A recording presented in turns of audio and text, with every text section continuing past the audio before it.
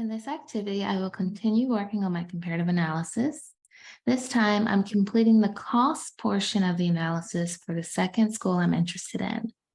First, I want to see if the school is public or private. I'm going to go back up to admissions.unc.edu and see if they mention whether or not the school is public or private. So let's see. Is UNC public or private?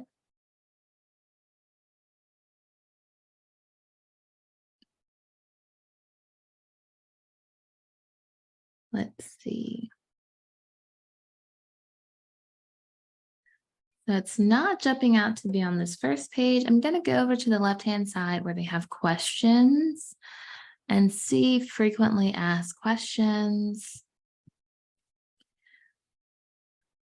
And if they don't explicitly state whether or not the school is public or private, if they mention things like in-state tuition, out-of-state tuition, that lets you know it's a public school. So I'm going to search in-state tuition. And if they give me results for this, then I know the school is public. So let me see. How do I claim North Carolina residency? So North Carolina residency determines whether your application for admission will be evaluated as an in-state or out-of-state student, as well as the tuition you will pay. So because of that comment, I know they are a public school and they will have different tuition rates. So the numbers down here will look different, whether you are a in-state resident or out-of-state resident. So I'm going to say public. And I'm just going to comment where I got that from. All right, so next, I want to see if they have an enrollment deposit at this school, and if so, how much it is. Okay, so I see they have a little help icon here. And I'm going to submit what is the enrollment deposit amount and see if anything comes up. That's the graduate school enrollment deposit. Can I use financial aid for housing and enrollment deposits? So undergraduate students can defer your enrollment deposit to financial aid once you've been awarded. But I want to see what that amount is.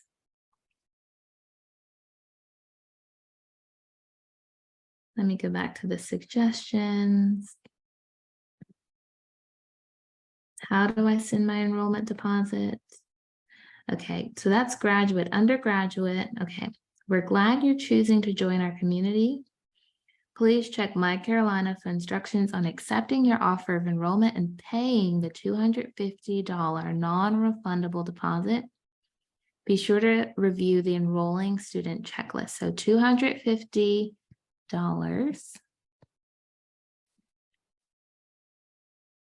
All right, so next up, I want to take a look at some of the tuition and fees, room and board, and other required expenses for this school. I'm going to go back and I'll just search tuition and fees.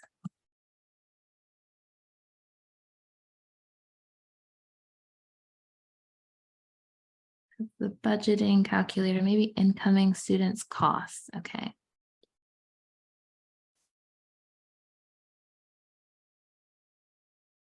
So this is 2023, 2024.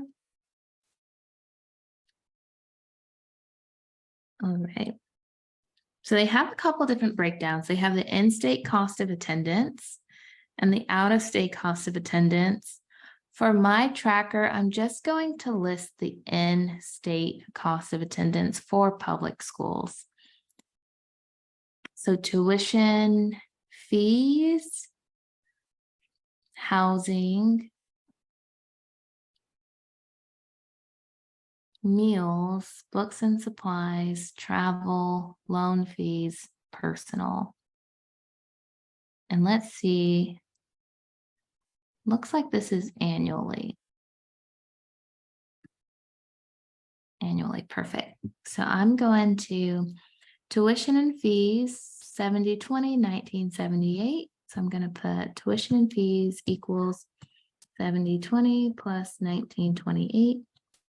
And I'm going to, oh, that's missing a number, plus. And I'm going to comment where I got this from. And that's 1978. Okay, and I'm going to make a note that I'm listing in-state fees, listing in-state costs. All right.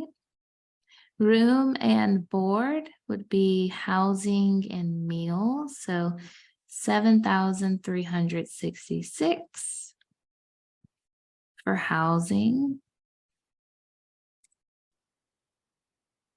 plus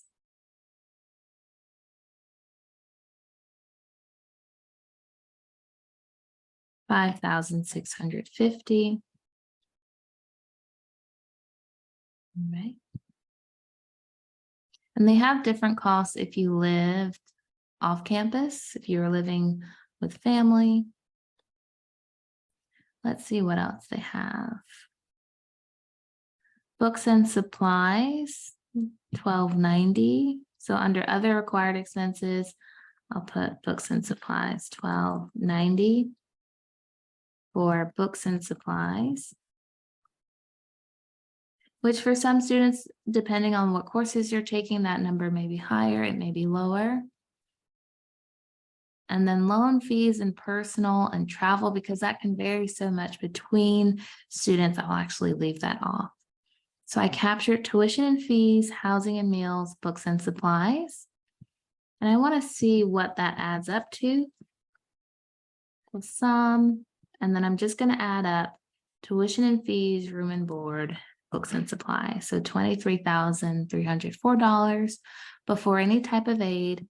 And then I want to see what the health insurance cost would be if I was not already covered and I had to enroll in this school's plan. If I scroll down, I see the out-of-state cost, which is almost double.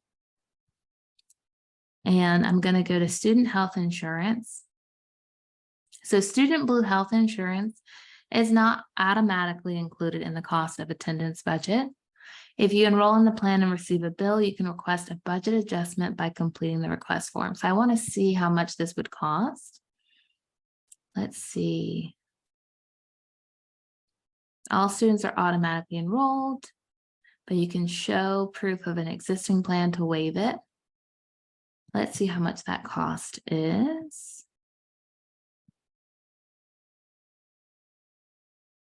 Plan benefits.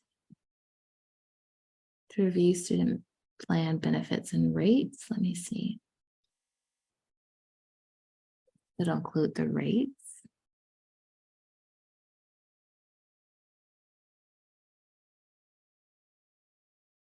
Looks like this is a slideshow.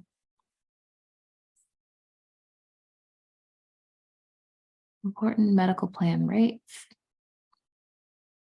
So each semester it's $1,352.08.